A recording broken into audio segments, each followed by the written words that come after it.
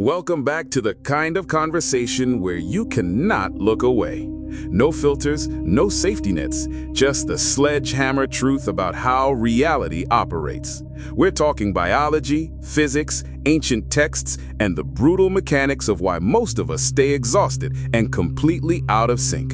Today, we're flipping every single angle on something most of us walk right past, something we never really notice, that heavy mechanical whir you hear when a Carpenter bee flies past your head in the middle of a summer heat wave.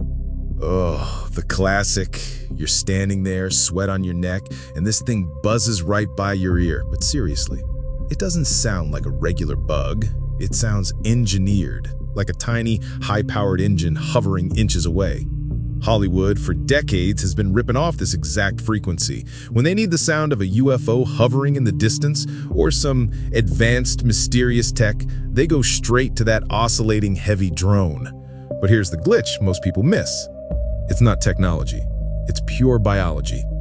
Exactly. That bee is suspended perfectly still in mid-air, yet its wings are beating with insane speed. That's rapid repetition. That motion creates an energetic vibration field.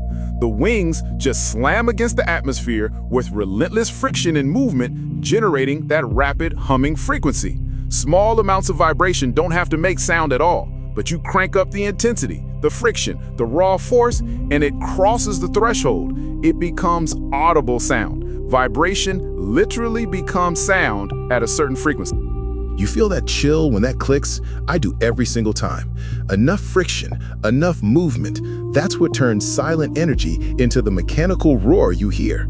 And we've been getting this backward our whole lives, Malik. We always hear people say vibration is sound, but we don't hear the statement correctly. We assume sound is what creates the vibration. Like a concert bass drops, your chest rattles, your brain files it as sound made me shake. Wrong, completely backward. Hold on, completely backwards? This sounds like a plot twist. It is. Reality demands that the initial vibration has to exist first. The piston slams inside the engine block before the exhaust ever roars. The electrical node fires in your heart before the thump hits the stethoscope. Sound is just the exhaust. It's the echo of physical movement that already happened. The bee's wings move first. Rapid repetition, creating that energetic vibration field, then the sound follows. The world itself is consistently vibrating at such a ferocious, unseen pace that we can't even register it with the naked eye. But that hidden intensity triggers a chain reaction of everything else around us.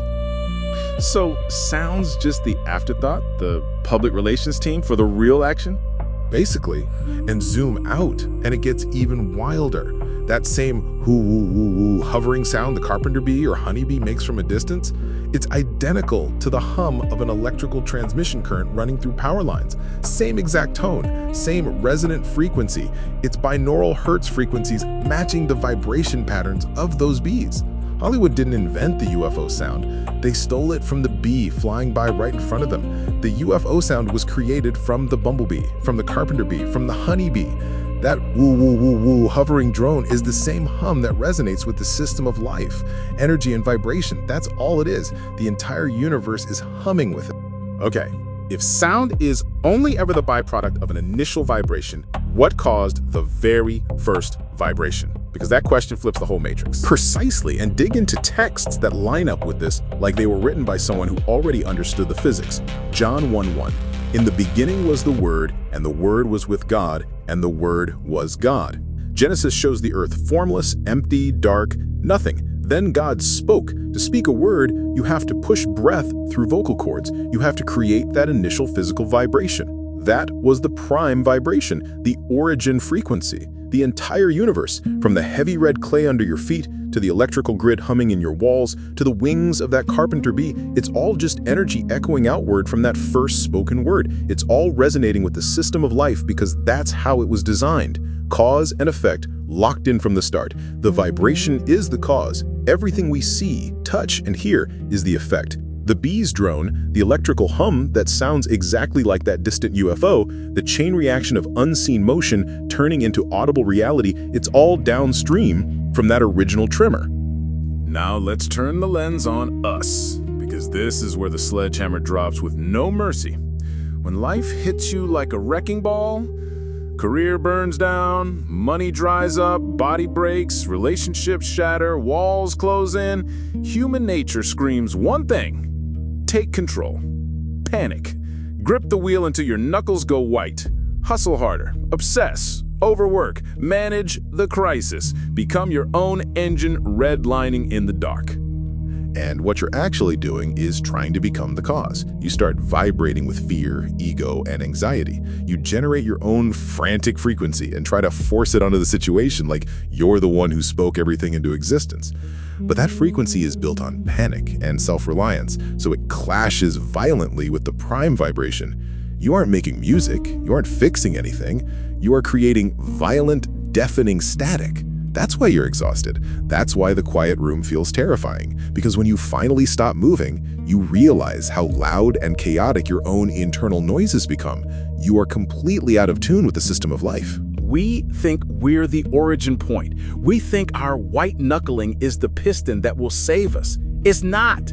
It's more exhaust, more static. Holy moly, this is deep, because it exposes the lie we live every single day. The same way we got sound and vibration backward, we get control and peace backward. The world is already vibrating at its design frequency. The chain reaction is already in motion. Trying to override it with your own frantic energy just adds friction that wears you down. So what changes the equation? Surrender. Not the weak version people mock, not laying down to die. Surrender is realizing you are an instrument that has fallen violently out of tune.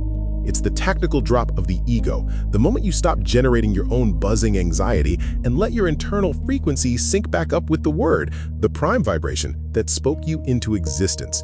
You stop fighting the current. You stop trying to outwork the trauma. You stop trying to manage a vibration that was already written into the fabric of the universe before you ever showed up. Flip every angle and it still holds.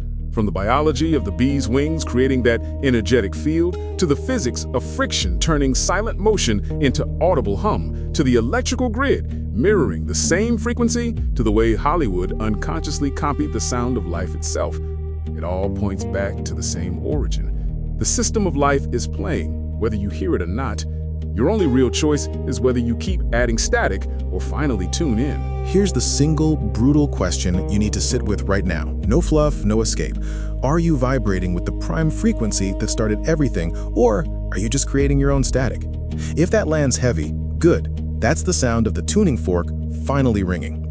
The echo never stopped. The vibration that began it all is still running through everything, from the unseen pace of the world causing chain reactions to the bee flying past your head right now. The question is whether you're ready to stop drowning it out. This incredible insight comes from the Garden Sessions. Their piece, The Origin Frequency, raw truth about vibration, bees, UFOs, and why the hustle is pure static, truly flips everything. Stay locked in. Drop the white knuckles. The system of life is still humming. Tune in or keep fighting it. Your call. Until next time. If you found this conversation thought-provoking, tell a friend about it.